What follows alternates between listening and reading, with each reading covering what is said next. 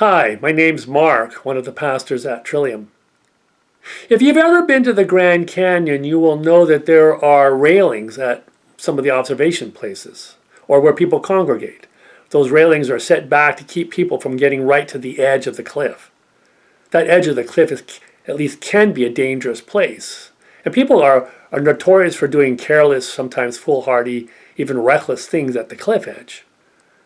I read that 55 people have died since 2015 falling accidentally over the cliff. I think about a story of a 38-year-old man from Texas, father from Texas, who plunged to his death while accidentally trying to scare his daughter by pretending to fall off the cliff edge.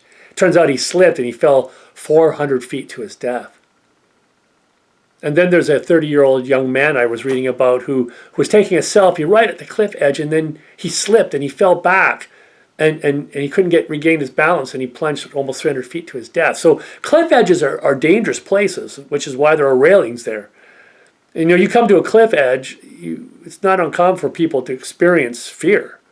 I know when I'm hiking along the Bruce Trail and I come to a cliff edge high up on the escarpment and I look over, I feel fear in that moment. And that's probably a good signal for me. It's probably a good reminder to me that I'm at a place of potential risk to myself. In fact, fear is really a signal. It's neither good nor bad. It's simply there to warn us of potential danger. Today we live in a world that I think follows the Disney philosophy. The Disney philosophy goes like this: you can be whatever you want to be. Follow your dreams to wherever they take you. The implication in the Disney philosophy is there are no limits. There are no edges. There are no restrictions in life upon us. We can go wherever we want to go. We can be whatever we want to be. But here's the problem. There are limits in life. There are hard edges in life. There are places of constraint and restriction in life for us. There are ecological limits. There are social limits. There are cultural limits. There are economic limits. There are political limits. These are all edges in life that have the potential for being pitfalls for us, places of risk. At times considerable risk.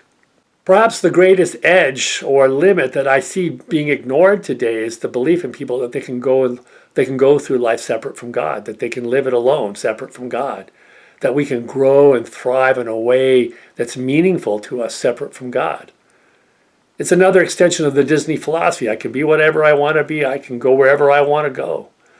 That belief was found at the very beginning of the book of Genesis with Adam and Eve. That was Adam and Eve's belief. Long before Disney ever got it, they believed they could be whatever they wanted to be.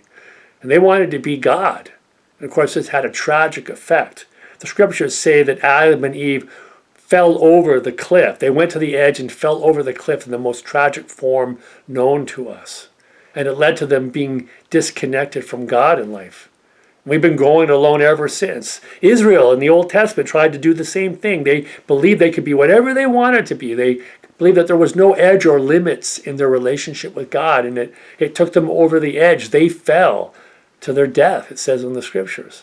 The antidote to all this, it seems to me, is to live within the boundary of our creation. God has created us with limits. One of the songwriters puts it this way: blessed is the one who takes refuge in the Lord. That is, blessed is the one who recognizes there is a God edge in life. Fear is a signal. It's neither good or bad. The fear of the Lord is a signal given to us when we come up against the God edge of life. Fear is a signal, so is peace. Peace is a signal given to us when we live within the boundaries of our creation, when we can joyfully embrace in the limits that God has placed upon us. Peace is a signal that we trust in the goodness of God for our lives. It's a blessing that comes to us when we live within the trust of God's love for us. The scriptures say to us that the center point of our lives is meant to be love, that love is to be the center point of our lives. It's the center point that we're constantly called back to in our relationship with God and in our relationship with each other. And when we can live in that center point of love, which brings about a certain kind of peace for us, it tells us that we are in a good place.